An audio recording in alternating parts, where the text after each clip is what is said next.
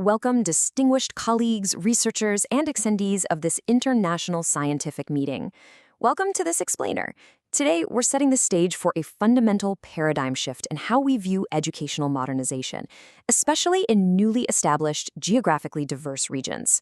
We're going to critically examine a truly phenomenal piece of conceptual research by Hana Sumiyati Wajaja that proposes humanizing sustainable education in central Papua.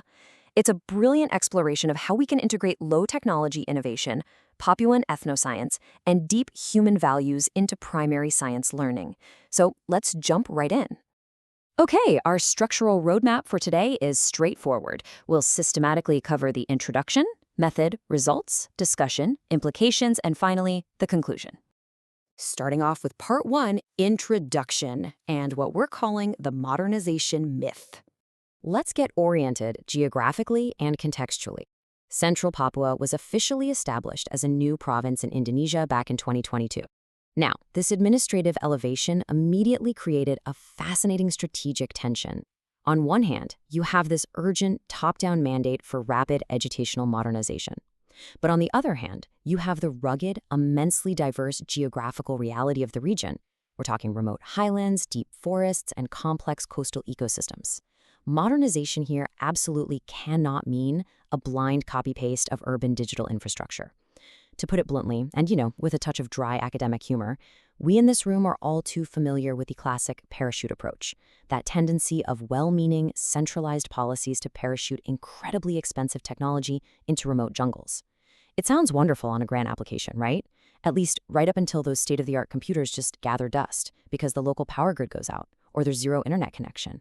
The true starting point for educational innovation isn't Silicon Valley, it's the highly unequal strategic local context itself.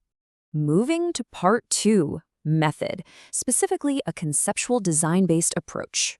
Now, it's important to note this study isn't merely a post hoc intervention test or your standard experimental trial. Rather, it utilizes a rigorous conceptual design-based approach. The researchers recognize that before we can even test a solution, we must first formulate a conceptually sound framework reflecting authentic, localized problems. To do this, they meticulously executed 4 distinct stages.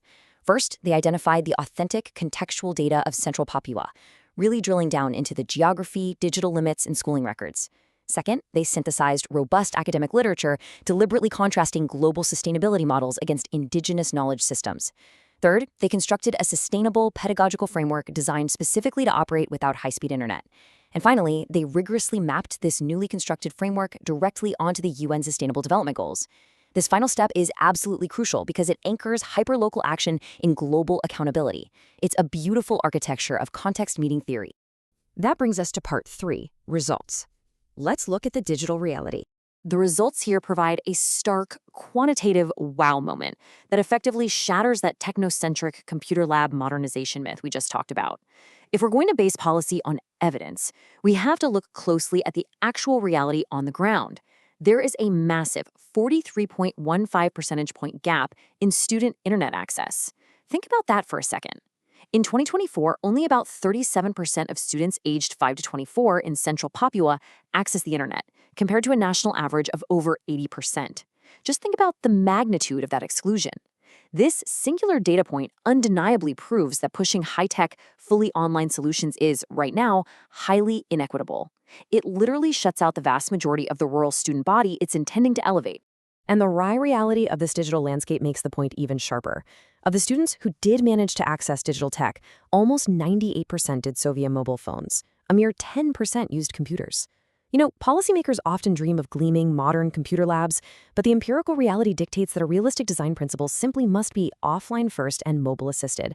To force a computer-centric curriculum into an environment where 98% of engagement happens on mobile devices is quite literally disconnecting from your students. We have to meet learners where they are, using the tools they actually hold in their hands. Furthermore, this educational inequality isn't just a digital divide, it's a fundamental schooling divide with profound socioeconomic implications. Urban areas reach a mean schooling attainment of almost 12 years, while rural areas reach barely 4.5 years. That is a staggering 7.31-year urban-rural schooling gap within the exact same province.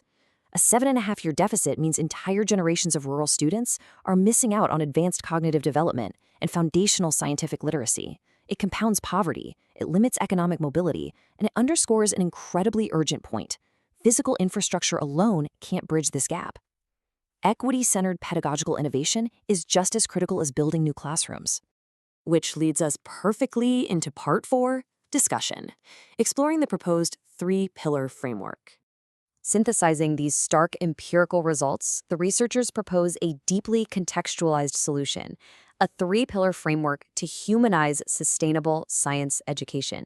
By pairing simple, low-tech observation tools like printed picture cards, handheld magnifying glasses, and offline videos, directly with the incredibly rich natural ecosystem of Papua, a profound synergy happens. Instead of relying on expensive, fragile laboratory equipment, low-tech innovation acts as a reliable bridge to scientific inquiry. The vibrant coastal habitats and native flora literally become the laboratory. Let's actually break down how these three pillars combine in a classroom setting to create deep academic engagement. Instead of abstract textbook examples imported from urban centers, a teacher employs low-tech innovations alongside Papuan etnoscience. Take observing the native sago plant, for instance. Now, observing a sago plant isn't just a rote botanical exercise. As the students dissect the leaf structure to learn the biological concept of photosynthesis, they're simultaneously engaging with traditional indigenous survival techniques. They're learning how starch is extracted, and through this, they absorb deep human values, food security, an intrinsic respect for their local ecosystem, and environmental stewardship. The scientific method is married to cultural identity, and that is the absolute essence of sustainable learning. Moving to Part 5, implications. Mapping action to global goals. As scientists and educators, we must translate these culturally grounded strategies into measurable international benchmarks. This framework successfully builds a rigorous mapping to the UN's Sustainable Development Goals. It proves to policymakers that localized, offline science inquiry is definitely not a regression to the past. Far from it. When a primary school student in a rural village studies forest biodiversity using local artifacts, they are actively participating in SDG 15, Life on Land. When educational designers leverage offline, mobile-friendly media to bypass that 43% internet gap, they are directly addressing SDG 10, Reduced Inequalities. By anchoring lessons in human values, local context fundamentally supports global climate action. So, what are the actionable directives for those of us in the field? For policymakers, it demands a reallocation of funds, investing in context-sensitive learning materials rather than just dropping unusable hardware into remote villages. For schools, it means actively building local science corners using recycled community materials and native soil to spark curiosity. For teachers, it requires redesigning inquiry lessons to begin with familiar Papuan phenomena. And for the research community gathered here today, our imperative next step is to validate this conceptual framework through rigorous longitudinal classroom trials to measure precise cognitive outcomes. And finally, Part 6, Conclusion. Technology serving humanity. To bring this explainer to a close, we really need to cement the core thesis of this profound research. True educational modernization in diverse, emerging regions like Central Papua absolutely must be culturally grounded. It cannot simply be equated to rapid digitalization. Technology must be adapted to the local capacity of schools, not the other way around.